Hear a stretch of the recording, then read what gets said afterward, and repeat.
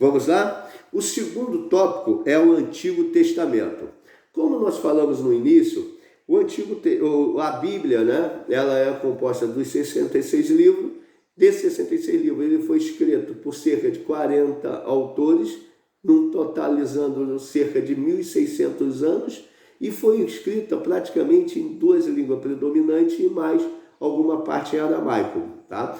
O Antigo Testamento ela foi escrito no hebraico, em parte aramaico, e o Novo Testamento no grego, e tem algumas particularidades em aramaico que nós vamos falar daqui a pouco, sobre o Novo Testamento e sobre também a língua koiné.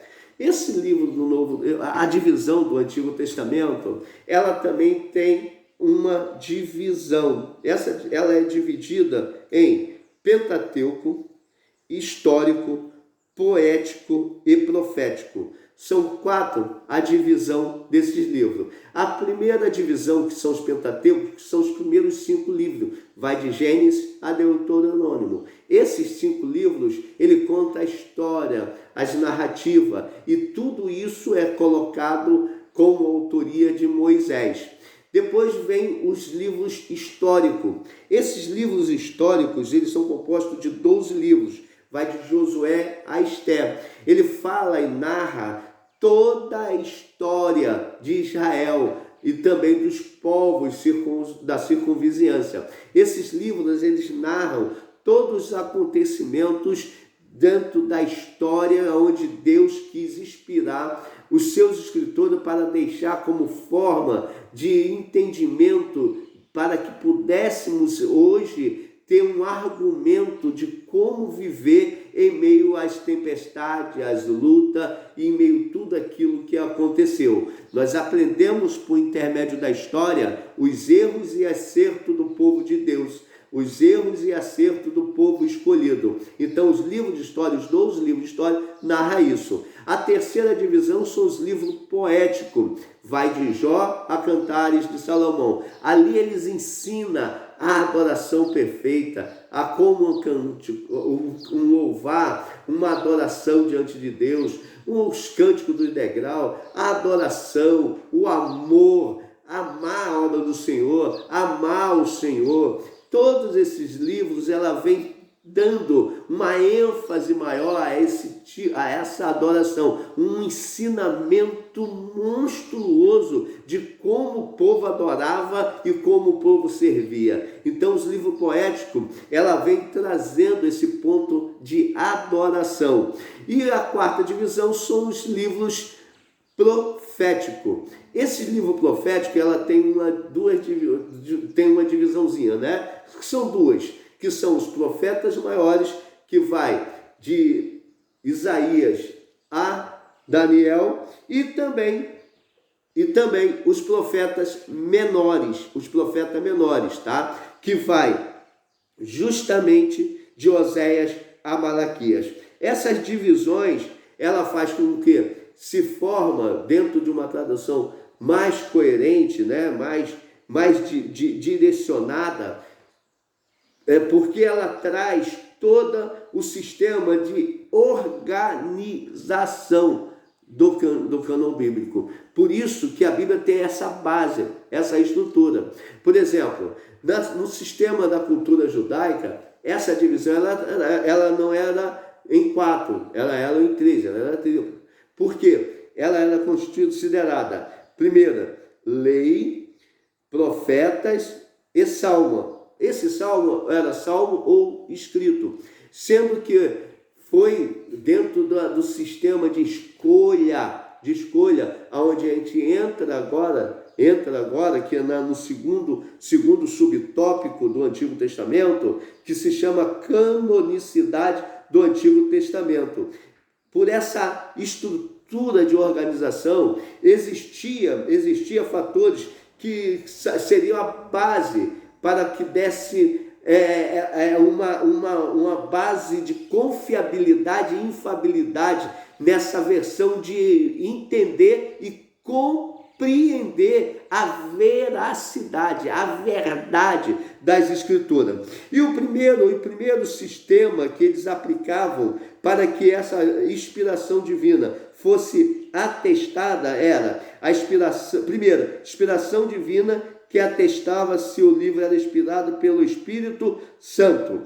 Primeira coisa, eles percebiam que dentro de uma estrutura de ensinamento, de conduta, de verdade, de veracidade, de praticidade, de inerrância, se realmente aquele livro era realmente inspirado pelo Espírito Santo. Segundo, reconhecimento do povo de Deus que atesta se o livro era aceito como autêntico por seus primeiros leitores.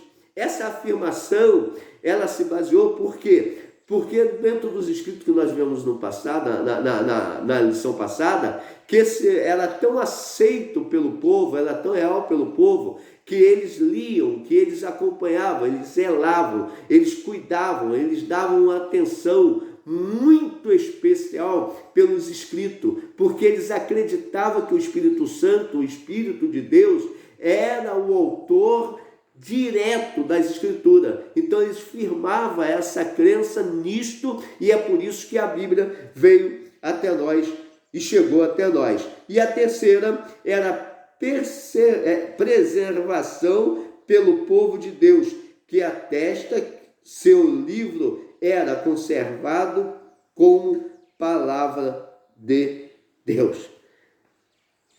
Ponto. Esse cuidado do povo em manter os escritos, esse cuidado do povo em zelar, proteger, fazer com que nenhum tio, nenhuma vírgula se saísse dele, que não colocasse algo, que não botasse algo, que não fizesse algo. Essa colocação fez com que a Bíblia cada dia mais se fortalecesse em si mesmo. E é por isso que o Novo Testamento, o Antigo Testamento, ela passa com essa firmeza da sua canonicidade, firmando que era realmente um livro inspirado por Deus. O terceiro subtópico fala da particularidade do Antigo Testamento. Tem um tópico que eu gosto muito desse terceiro, que fala assim: quase a totalidade dos livros foram escritos em hebraico, chamado na Bíblia de livro língua de Canaã. Algumas porções foram escritas em aramaico, uma espécie de dialeto que deu origem à língua árabe. Ou seja, esse sistema de escrita, ela foi feita justamente naquela língua onde os povos realmente a compreendiam e a entendiam. Então, fazer essa verdade ser prolongada, ser produzida e chegar até os dias de hoje, ela foi totalmente guiada, direcionada pelo Espírito Santo de Deus na língua predominante, na língua que era na época, a língua que era falada, compreendida, entendida, todo um processo para perpetuar as Escrituras. Mas no decorrer da história, quando chega em 1225, o livro ela começa a trabalhar para ser destrinchado em capítulos, aonde daqui a pouco nós vamos entrar até chegar em 1445, onde foi feito capítulo e versículo, aonde os seus livros começaram a ganhar corpo que nós temos hoje, que é a nossa Bíblia Sagrada. Vamos lá para o terceiro e último tópico.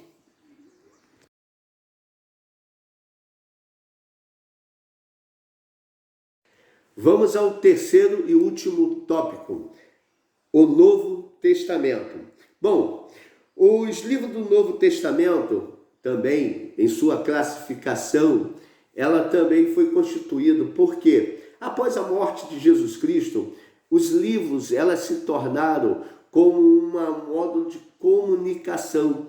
E aí, para que a igreja pudesse se fortalecer, os apóstolos, mediante a inspiração divina, a inspiração do Senhor, começaram a marcar a história com seus relatos, com suas histórias.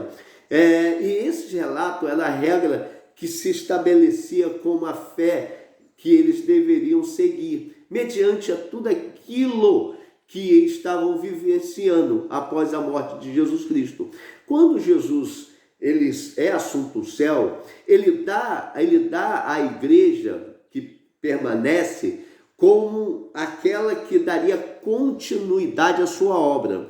E os escritos sagrados, mediante também o Antigo Testamento e agora traz à tona o Novo Testamento, eles mostram que a inspiração divina teria que marcar uma história para que no decorrer dos anos, dos séculos, a palavra do Senhor não pudesse ser esquecida. Então, até mesmo o Novo Testamento, ela em muitas das suas páginas, ela ratifica isso. Como nós falamos, o Novo Testamento, dentro da divisão do cânon bíblico, dentro do ICC, ela tem 27 livros. Desses 27 livros, também existe a sua divisão. A primeira divisão, chamada Evangelho, que também chamamos de biografia, são os 4 livros, que é de Mateus a João. A segunda divisão é o histórico, que é o livro de Atos dos Apóstolos. A segunda divisão a terceira divisão são as epístolas. As epístolas, ela se divide também como os proféticos, eles também se dividem também em 2 partes, que são as paulinas, escrita por Paulo, né? que vai de Romano a Filemão, que são 13 cartas, e as outras epístolas que são dos apóstolos. Essas epístolas são 8 cartas que vai de Hebreus a Judas. E a quarta divisão é o livro de Revelação, a profecia, que é Apocalipse. Então, essas 4 divisões, elas dão sequência ao livro ao Novo Testamento. Então, para marcar isso, o nosso livro, o Novo Testamento, ela tem as 4 divisões, que são Evangelho, chamado biografia, profecia, Atos dos Apóstolos, epístola paulina e universais, e Apocalipse, que é o livro de Revelação. O sistema de canonicidade, que é o segundo tópico, é o mesmo que foi direcionado pelo Antigo Testamento. O mesmo sistema, a mesma forma, a aceitação, a veracidade, a compreensão que era inspirada, tudo isso passou o crivo para que o Novo Testamento pudesse ser aceito como parte integrante da divisão que é composta o cânon bíblico que hoje chega até nós. Essa divisão se fortaleceu mediante a história que vai do início até Jesus Cristo e de Jesus Cristo até hoje. Só que ela se finaliza em Apocalipse. É bom a gente deixar bem isso firmado e claro, que as Escrituras, ela se firmou, ela terminou em Apocalipse. Não há mais como escrever e não há nada mais como tirar ou acrescentar. Quem acrescenta ou tenta tirar algo da veracidade dos cânones bíblicos, ela é chamada de maldito. É por isso que hoje há uma questão de muita gente querendo acrescentar ou tirar, dizendo que a Bíblia está arcaica, a Bíblia está velha. Não, a Bíblia que é a regra de fé, é única e verdadeira, não tem como mudar, não tem como tirar. Ela é realidade inspirada, inerrante pelo nosso Senhor e Salvador Jesus Cristo e Deus Todo-Poderoso. A sua particularidade, que é o terceiro subtópico, ela nos chama a atenção por causa da língua que ela foi escrita. A língua mais conhecida que poderia trabalhar junto àquela, depois do Império Grego, a língua grega, ela se estabeleceu numa força muito grande por causa das estradas, por causa das construções, por causa de tudo que os gregos fizeram.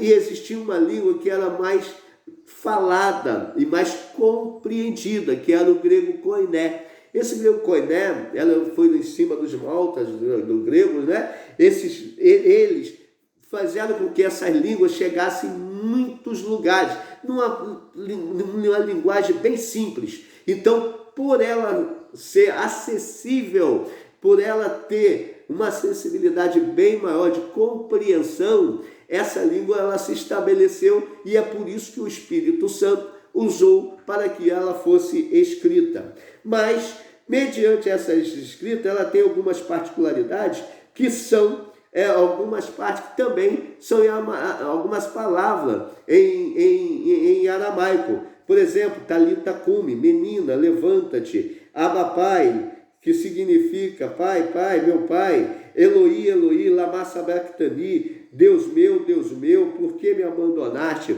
Então, essa composição de linguagem, de particularidade, ela se estabelece em seus 27 livros.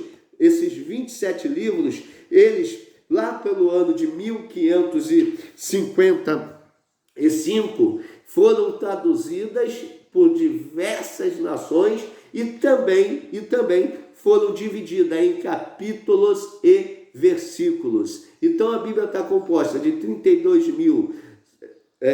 mais de 32 mil versículos, né? E 1189 capítulos, ou seja, 32.172 versículos e 1189 capítulos, em sua divisão de 66 livros, composta de Antigo, 39, Novo, 27.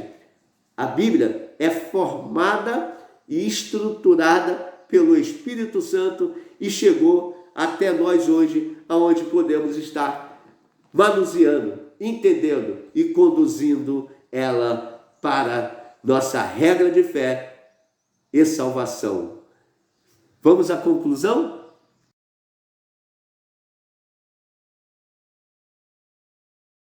Que bom, chegamos ao final. Vamos concluir, sabendo novamente, para ficar marcado aí no seu coração, na sua vida, fique marcado que a Bíblia, ela tem uma estrutura, ela tem uma organização, onde que passou por crivos extraordinários de homens, teve sequência de proteção, aonde muitos tentaram destruí-la, muitos tentaram queimá-la, muitos tentaram acabar com os escritos originais, e as suas compilações fez com que ela chegasse até nós. E quando eles reuniram, ajuntaram, eles acharam na proteção do Espírito Santo cuidar, zelar. Aonde eu trago agora esse zelo que o passado teve, esse zelo que o passado administrou, a nossa missão agora é poder amar as Escrituras, seguir as Escrituras, vivenciar a Escritura. As Escrituras, ela contém as verdades sobre a salvação e a perdição, sobre a vida, sobre a morte, sobre céu, sobre inferno. Que você saiba entender, ame a Escritura, ame a Bíblia, que Deus vos abençoe e te guarde em nome de Jesus.